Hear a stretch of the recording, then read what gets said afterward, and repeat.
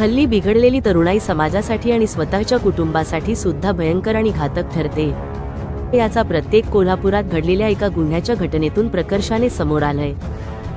चैनीसाठी पैशाची कमी भासल्याने नातवाने चक्क आजीच्या चहात विषारी रसायन मिसळून सोनं पळवलं आणि तिच्या नैसर्गिक मृत्यूचा बनाव केल्याची धक्कादायक घटना कोल्हापुरात घडलीय।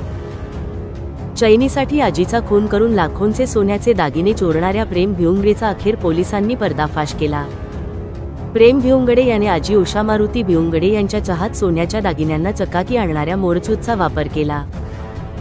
अतिशय जीवघेणे असलेल्या या मोरचूदमुळे त्यांचा मृत्यू झाल्याचं प्रेम भिवंगडे याच्या कबुली जबाबातून स्पष्ट केल्यानं स्थानिक गुन्हे अन्वेषण शाखेकडून त्याला अटक करण्यात आली। पोलिसांनी सातत्यानं पाळत ठेवून तपास केल्याने अवघ्या 4 दिवसात ऋणमुक्तेश्वर इथल्या खुनाचा उलगडा झाला।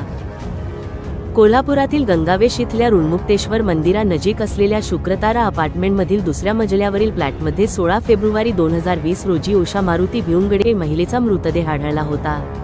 त्यानंतर हा घातपाताचा प्रकार असल्याची शक्यता वरिष्ठ पोलीस अधिकाऱ्यांनी व्यक्त केली होती। त्या अनुषंगानं स्थानिक गुन्हे अन्वेषण शाखेच्या पथकाकडून तपास सुरू होता। उषा यांना अपत्य नसल्याने त्यांनी पुतण्या परशुराम यल्लाप्पा भिवंगडेलाच दत्तक घेतलं होतं। तो त्यांची नियमित देखभाल करायचा। सविस्तर चौकशीमध्ये त्यानं चैनीसाठी रोकड आणि दागिन्याची गरज असल्याने आपणच फेब्रुवारी 16 रोजी शुक्रतारा अपार्टमेंटमधील फ्लॅटमध्ये जाऊन आजी उषा यांच्या चहामध्ये मोरचूद या केमिकलचा वापर करून त्यांचा खून केल्याची कबुली दिली। तसंच त्यांच्या गळ्यातील सोन्याची चेन, सोन्याची कर्णफूल, सोन्याच्या पाटल्या असे दागिने चोरल्याचं सांगितलं। घटना घडल्यापासून अवघ्या 4 दिवसात या खुनाच्या गुन्ह्याची स्थानिक गुन्हे अन्वेषण शाखेच्या पथकानं उकल केली।